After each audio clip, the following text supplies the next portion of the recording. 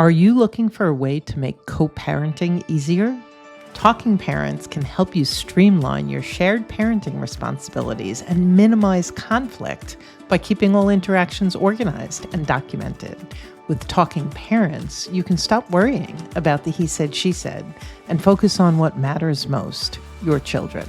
Download the app in the Apple or Google Play Store and start a 30-day free trial today. Hey, folks, we're back with a really important topic that I'm excited to talk about. It's your financial roadmap, the power of budgeting and analysis. And I'm here with Victoria Kirilloff. We're going to be exploring the power of financial analysis in the divorce process and how creating a budget can help you avoid so many mistakes. And you're going to learn how to use some financial tools and insights also to navigate the complexities of finances with clarity and confidence. And so before we dive in, Victoria Kirilloff she's got a bunch of certifications. She's a certified divorce financial analyst, professional mediator, and divorce specialist. She founded Divorce Analytics, and Victoria has developed an innovative tools like the Divorce Impact Analysis Report to empower you to achieve peaceful and financially prudent separations. And one more thing about Victoria before we dive right in, because I always like to give a fun fact. Victoria, who is walking in her dad's footsteps, she wrote her first financial report when she was 8 years old. Yep, 8 years old. And it was an analysis of the financial benefits and drawbacks of getting a pony. Did you get the pony, Victoria?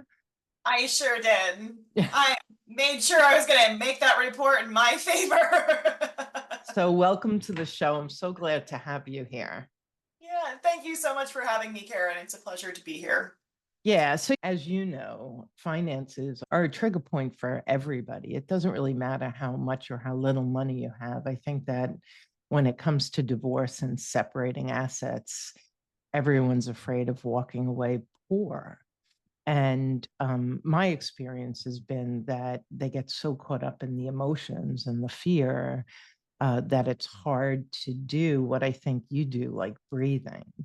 And so I want to invite you to jump in and maybe you can guide us on how to begin to think about finances in the beginning. And then I'd love to have that conversation about the journey through understanding your numbers so that you can negotiate well.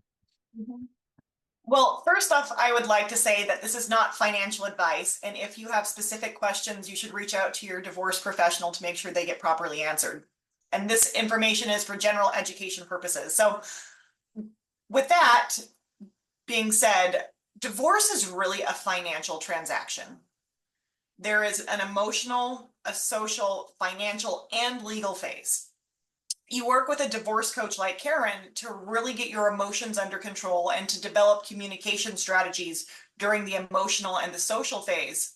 But by the time you get to the financial phase, this is where rubber meets the road, and you really need to know your numbers. The first thing that you really will be doing is gathering information to value the total marital estate.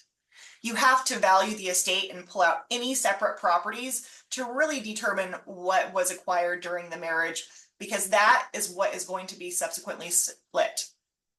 From that point, you need to look at your budget, especially if you are, requesting or dealing with a spousal support situation. You need to know your numbers.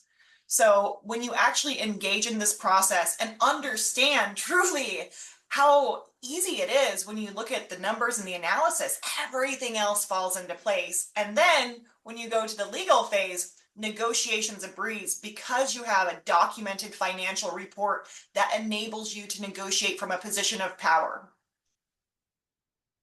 So there's a lot packed into that one statement. And because most of our listeners tend to be dealing with a high conflict situation where I would say if I could narrow it down to two things, Victoria, one is if they don't have access to the finances, their spouse may not be very transparent at all. So how do we deal with that? And then the other one is, I was just talking to somebody yesterday for the first time.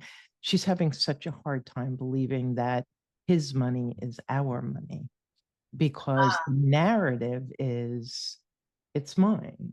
You know, you got your allowance, you have money to pay the bills. And so I would love as we go through this to really address what kind of straddles your world and mine, right? And so it's like I can help them with the emotions, but at the end of the day, let's start with transparency.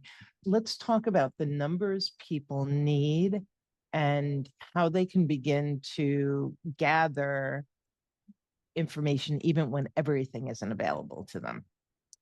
Well, I want to preface this by saying it's really common for there to be a financially out spouse in a marriage and the person that's taking care of the bills. And part of the divorce preparation process is bringing that financially non-savvy spouse up to playing level. You don't have to know everything. That's a very common misbelief, but you do need to start gathering your information. And so you could go to divorceanalytics.com on the free tools website page. There is a 4-page document checklist that will help you actually begin to gather all of the different account statements to develop your own marital balance sheet. So with that, a lot of people will start by looking at their tax return. This is a good place to see where you have income producing assets being reported. However, if you are not actually making money on these investments, it's not reported as income to the IRS. Therefore, it will not be on your tax return. But as you go about creating this list, you can create another little column that says information needed. And let's say you have information on your previous retirement accounts, but you don't have any of the marital information. So you just make a little note of that.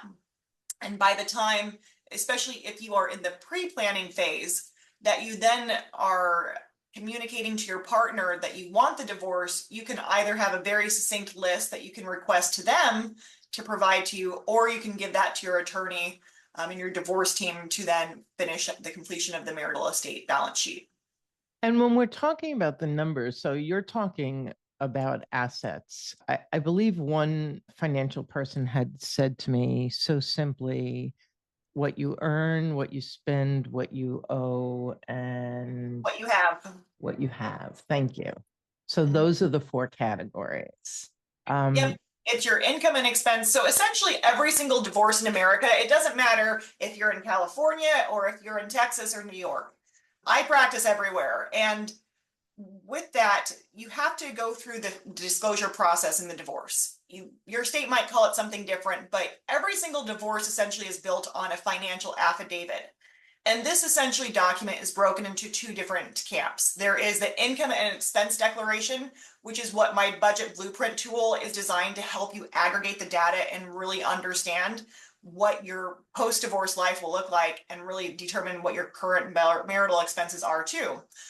These are key components that are going to be folded into your spousal support equation, but you need to begin by using real information, especially for your budget. These numbers, I see clients often make mistakes where they estimate. Like I have a client I was sitting with the other week, and she told me we were going through the budget blueprint, and she said, I think I estimate I spend about $100 a month on clothes. And this woman has a designer handbag. She gets her nails done every other week, and her eyelashes done. So I had to ask her, I'm like, are you sure about that? How many times did you go shopping this week? And she started to then count it up. She's like, well, maybe I need to add a 0 to that figure. And so, it is minutia. It is detailed analysis, but you need to have this because you need to be able to support and substantiate your claim as to how much your post-divorce life is costing.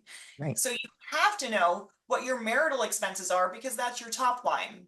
Right. So when you engage in this process and drill down and figure out what your income and expenses truly are, you can then have really good financial affidavits. And then the other document that goes along with that is the marital balance sheet. This is often called the schedule of assets and debts. And this is precisely what you own and what you owe.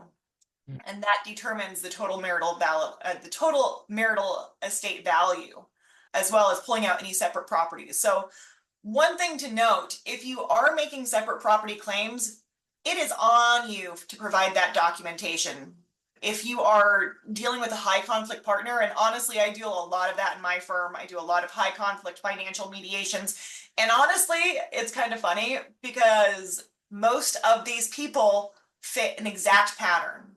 They have no creativity. And once you deal with one, you deal with them all. And it's really the system I perfected by dealing with my own high conflict partner and getting away from him. But by focusing on the financial facts, you keep bringing their delusions and their fantasy and their magical thinking back to reality. And so it is even more important if you are facing a high conflict divorce to have your financial facts buttoned up and documented. Yeah, and you said something earlier about support. I would say even for those of you like, spousal support wasn't in the cards for me.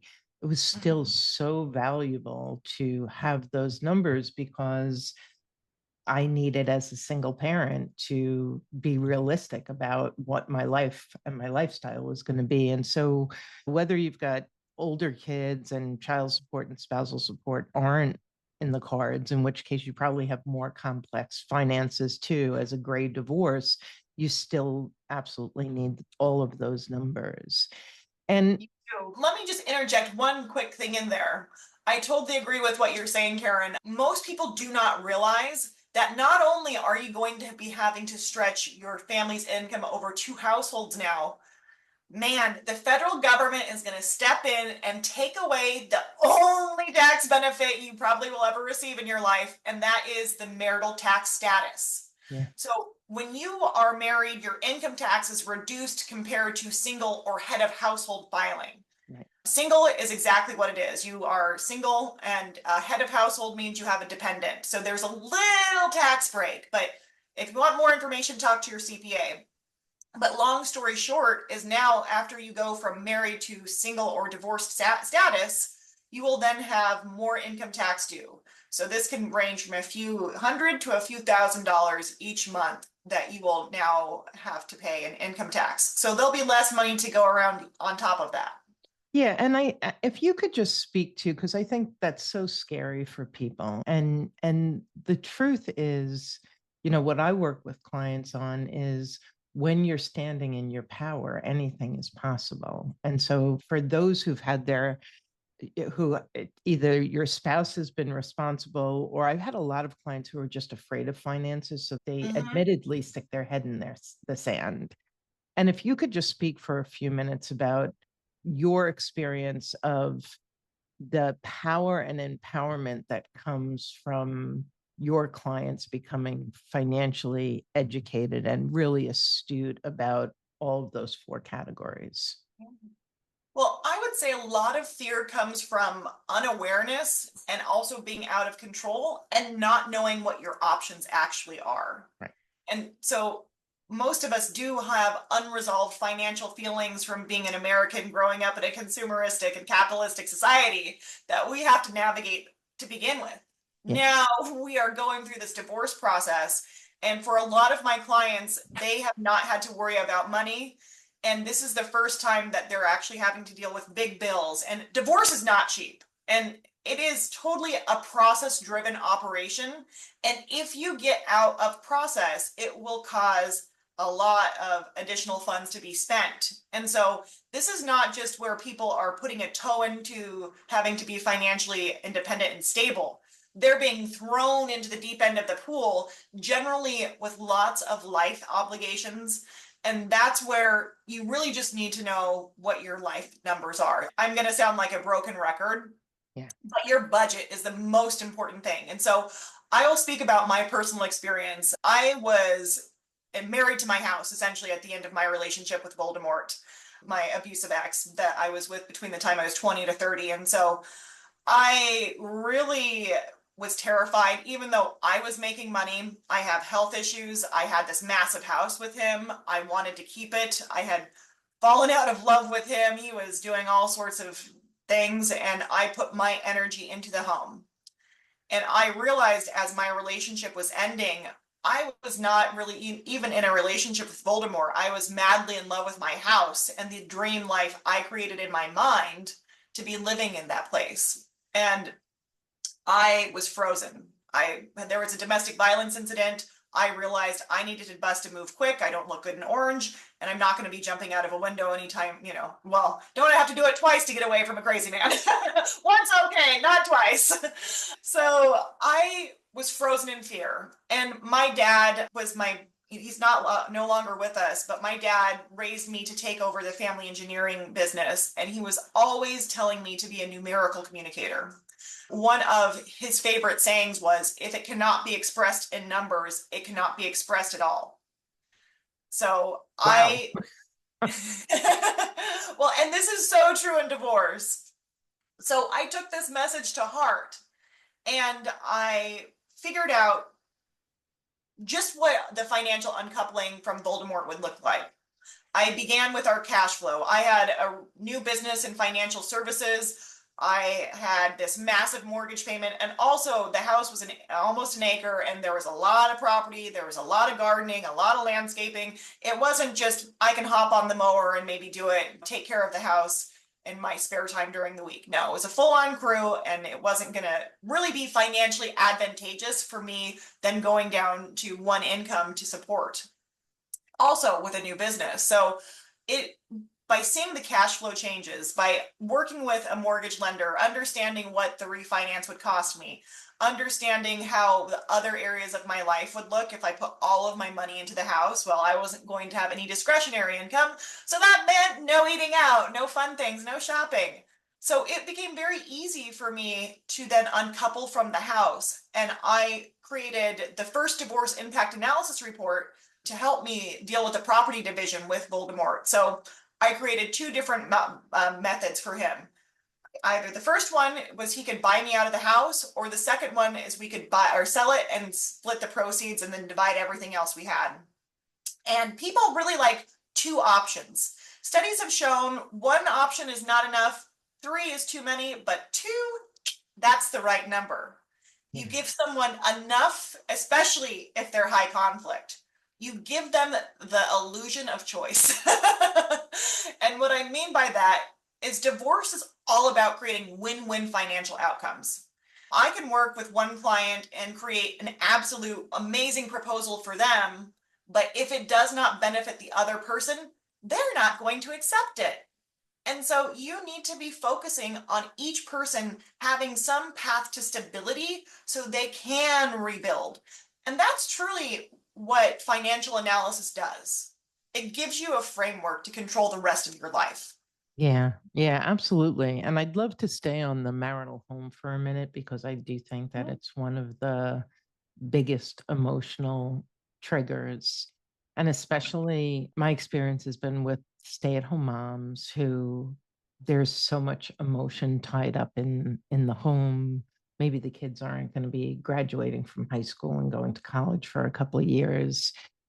And I've often had situations where keeping the house is going to be quite the albatross around your neck. And so can you just, you've talked about like it being clear for the high conflict person, but can you just talk a little bit about how that helps the non-moneyed spouse who's so emotionally connected to the home? Your kids may not be the only ones taking tests this year.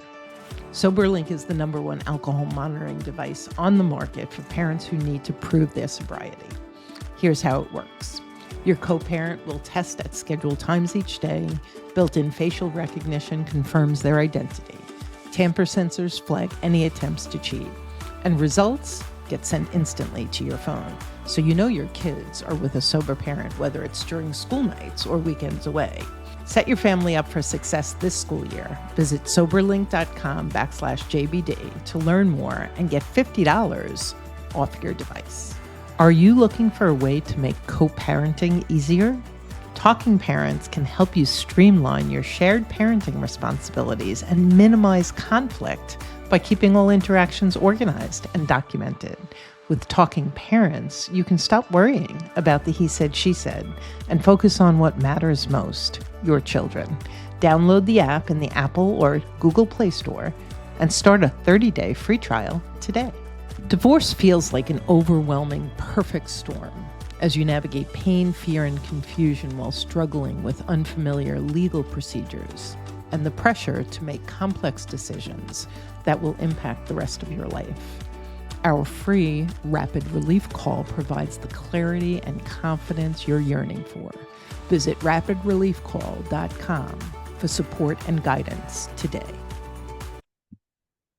Well, I think this is a great opportunity when you're dealing with the house question to work with a divorce coach and a financial analyst, because this is not just an emotional problem. This is not just a financial problem. This is both.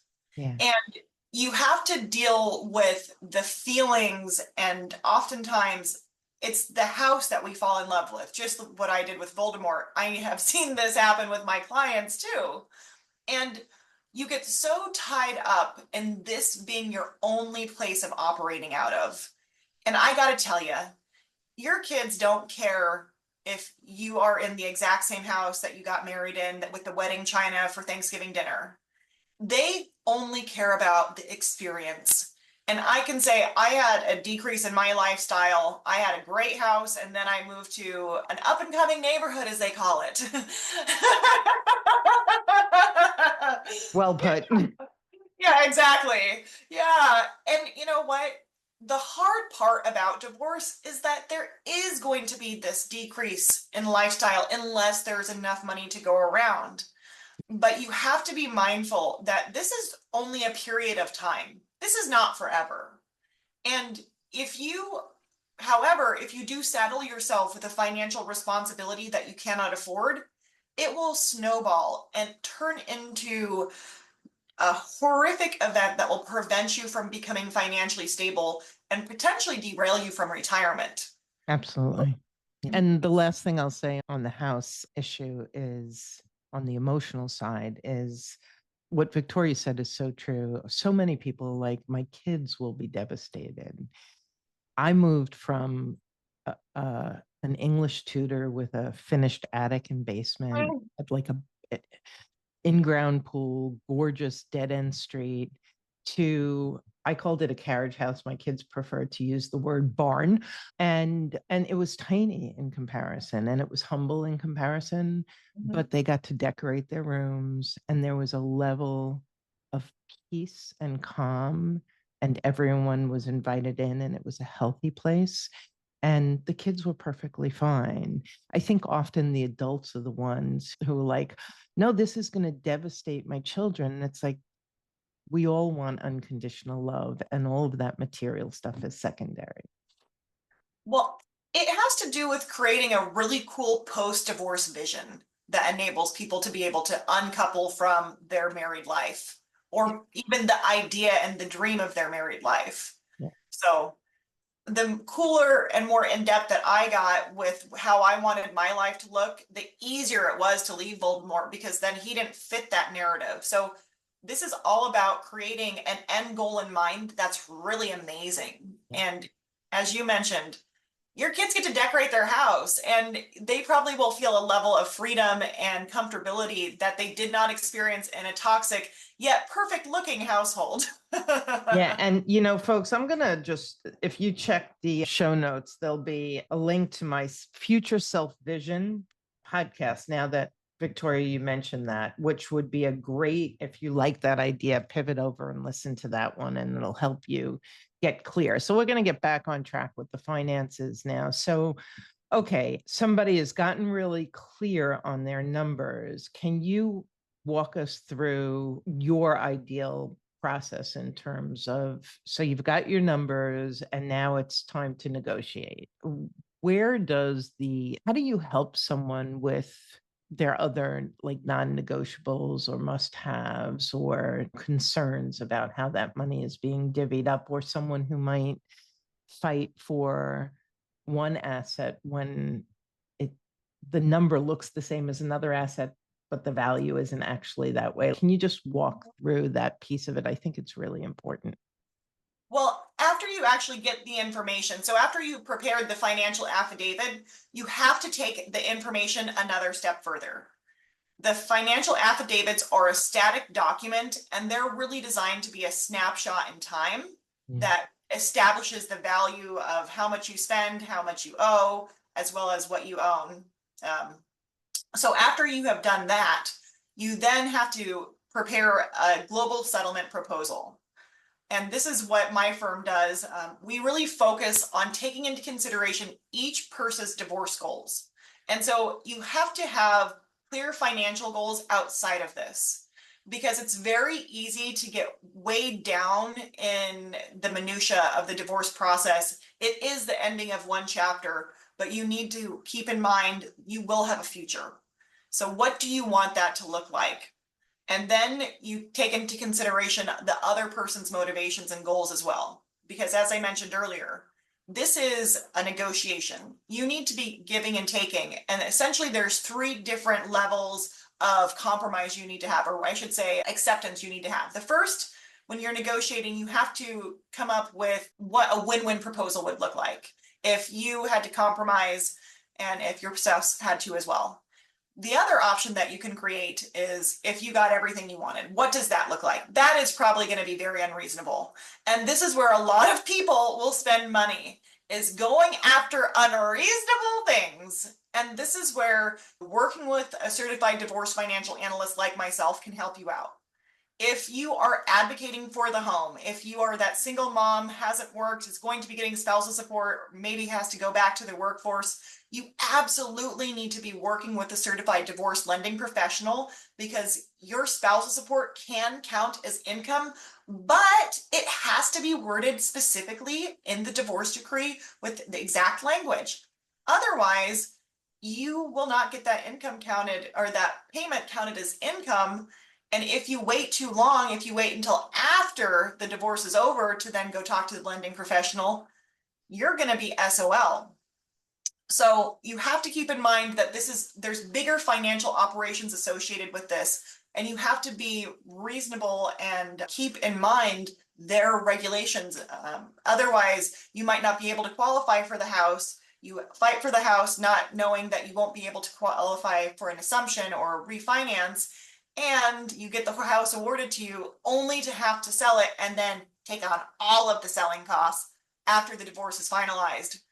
If you would have known from the initial stages through proper analysis that you couldn't afford the house, you could have elected to either, like I did, offer that your ex takes it, or sell it and split everything 50-50. And that way you would get a lot higher payout than having to do it after the fact, after probably going underwater, missing mortgage payments. And oh, by the way, you now have to get hit with all of the selling and buying costs. Right, right. Yeah, that's such a good point. The other thing that recently happened to a client of mine was that decision, do I take the spousal support in a lump sum or do I take it monthly?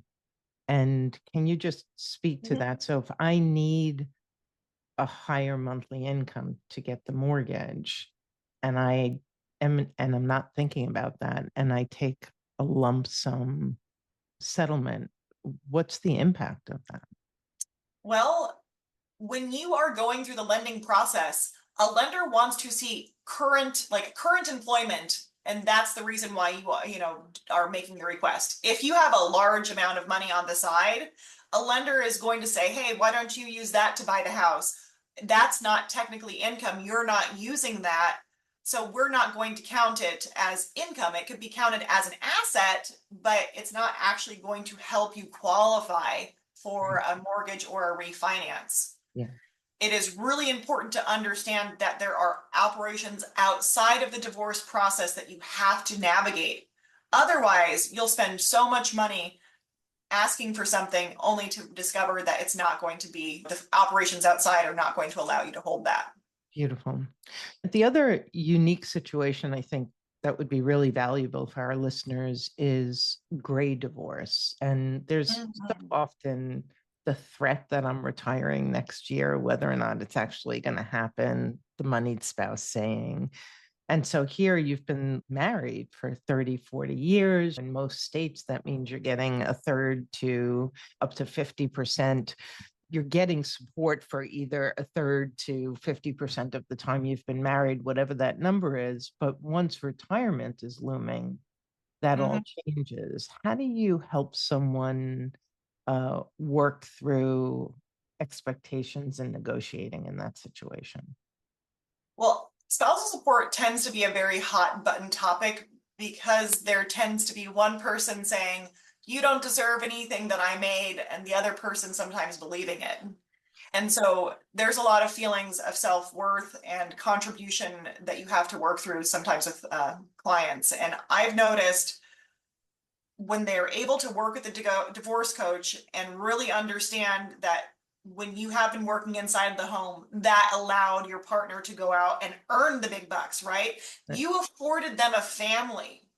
Like, I hate to say it, but families are really expensive and there's a lot of investment, and people don't think in these terms, right? You are investing in the children. Your husband or spouse, they were investing in the career. These are two very worthy pursuits, but they have different economic payoffs. And while there's not necessarily a definitive financial payoff for having children, there very much so is a quantifiable one for working outside of the home. And so this is where financial analysis kind of helps, because you're able to say, go through the different variables that go into spousal support. There's about 17 different things when you actually take a global perspective, considering like financial, but also non-financial considerations. And then you also layer in the fact that if you are close to retirement, most states will have spousal support paid up into retirement age. And then they expect you to start drawing down on the assets that you were awarded as a part of the global settlement proposal in the property division. So you need to factor in all of these different income sources to really figure out what a reasonable spousal support agreement would look like for you. And if you are a more amicable, or even if you're going through a lawyer negotiated process, you are able to put forward ideas and let the other person shoot them down. So let's say your lawyer says, well, it's common for someone to pay spousal support up until retirement age. Well, you can still put together a proposal and say, I would like them to pay up until I'm 75. And this is why, right? But you need to actually have really good facts and arguments. Otherwise, the other person might not accept it. But a lot of my experience, as long as you make a numerical agreement or argument and really focus on the business operations of divorce as opposed to the emotional reasons why maybe the marriage didn't work, then you're establishing opportunities to connect and make agreements with your partner. And I want to highlight that because I think that what was the saying? What was your dad saying again? If it cannot be expressed in numbers, it cannot be expressed at all. And so, for those of you who are in the midst of negotiation, I want you to stop for a moment and think about how often you are putting forth an emotional argument around a financial matter. And as I'm listening to Victoria, it becomes even more crystal clear to me why that falls so flat and ends up actually causing you higher expenses with your attorney, with orders, with negotiations that aren't going anywhere. And so, what are the things that you're negotiating for that you don't have a factual numbers-based argument for? And I think that would be a takeaway, whoever you're working with. And my 2 cents on certified divorce financial analysts is many attorneys are like, I got that. I do this all week long. And your attorney could be a rock star. And if they are, then they're really schooled in the law and really skilled in negotiation. And they may play in the pool of numbers, but people like Victoria are educated, schooled, certified, licensed, that they have been building that muscle full time for a long time. And this is a really critical time in the very early stages of divorce to find somebody that you trust and lean on them during those key times. It's one of the few things as a coach, I'm always asking. This is an absolute tell. I'm like, please, whatever you do that. It will be the best investment you make. Yeah. So I had 2 different things that I wanted to dive into, and I'm forgetting the first, so I'll go to the second, which is, can you just touch on a lack of transparency? I have a client who's got a spouse that's an expat. We're going almost 2 years now. and he won't give his bonus information. There's all of this hidden financial information. They're actually with a private judge now who's saying you're in contempt, that you could go to prison. Like, what can you do? Talk a little bit about that forensics piece and what you can do, and when, like, what are the red flags to know that forensics may be needed? Well, gets thrown around a lot, and it's really just a fancy term for reconciling accounts and matching inflows and outflows, going through and creating documentation trails. If somebody is moving money out of accounts, there is going to be a paper trail. That is kind of the funniest thing about this. But you need to have the account statements. But once you have that, you are then able to identify, even if you don't know where the money ended, when the money exited the account.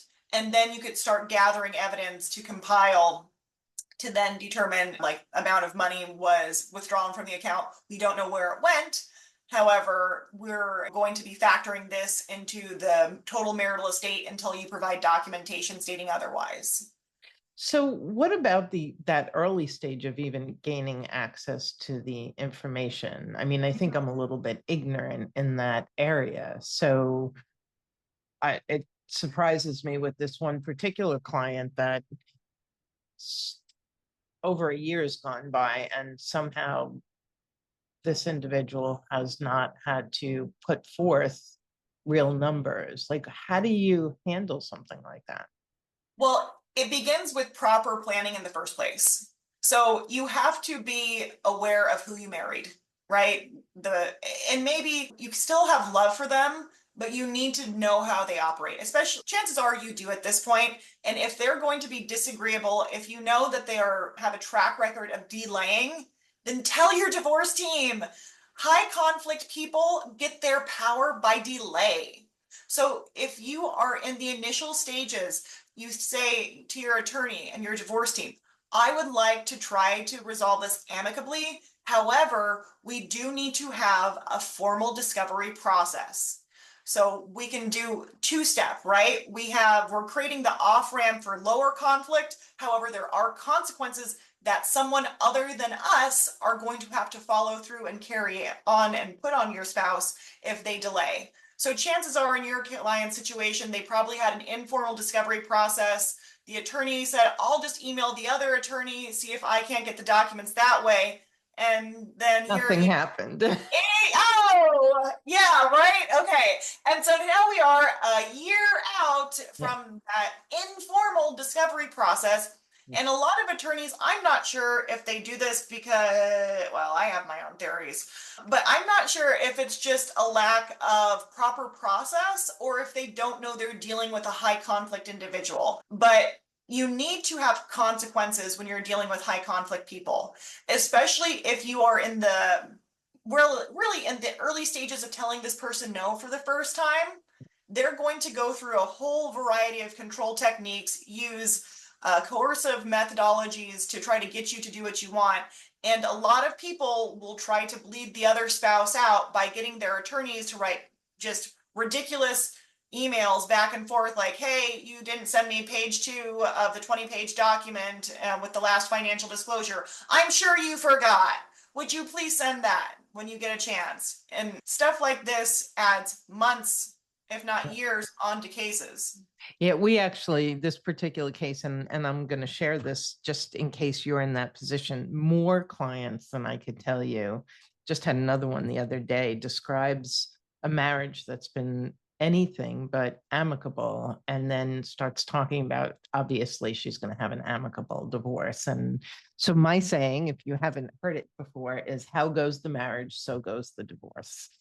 Mm-hmm. And it's an aside, and we've got podcasts on this, but mediation 9 times out of 10 is not the place to be if you're navigating a high conflict divorce, unless you've got a retired matrimonial judge as the mediator who really can speak with authority because of where they, and maybe listen to a little bit by that high conflict person. But it's in mediation where you don't have those systems and those rules because we're trying to be friendly and we're trying to be amicable, and those back and forth emails that cost the non-moneyed spouse a ton of money and Yeah. generally lead to a dead end.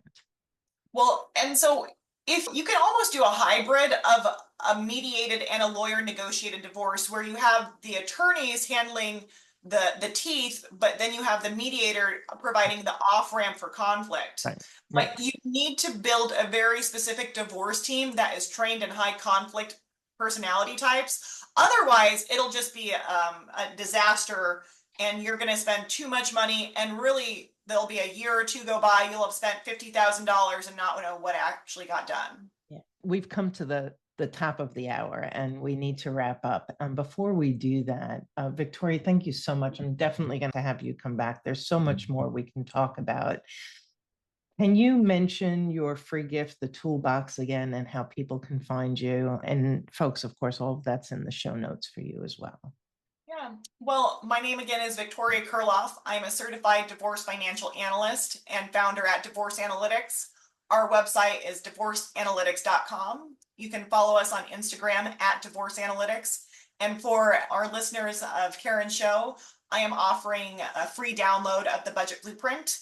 This is normally $27, but for today's listeners, I would like to give you the gift of financial analysis. I'm sure you guys are really grateful for it, but it is so important to engage in the financial aspect of your divorce. And it's overwhelming in the initial stages. So work with a divorce coach to prepare your emotional side, but just set 10 to 15 minutes a day that you can work on the Budget Blueprint, and you'll be amazed at how much you can actually get done. And that will lead to big dividends in your divorce. Beautiful. Beautiful. Definitely check out Victoria's website. There's a lot more information about her in the show notes, so check that out. And we'll be back again real soon with another episode. You guys take care. Thanks for joining us on the Journey Beyond Divorce podcast. I hope you found guidance and encouragement to help you along your journey. If you like my podcast, please take a minute to subscribe and leave a review on iTunes. You can also visit us at jbddivorcesupport.com, where our team of coaches support both men and women through our one-on-one coaching, group programs, online courses, and free resources. Stay tuned for our next episode, and I'll talk to you soon.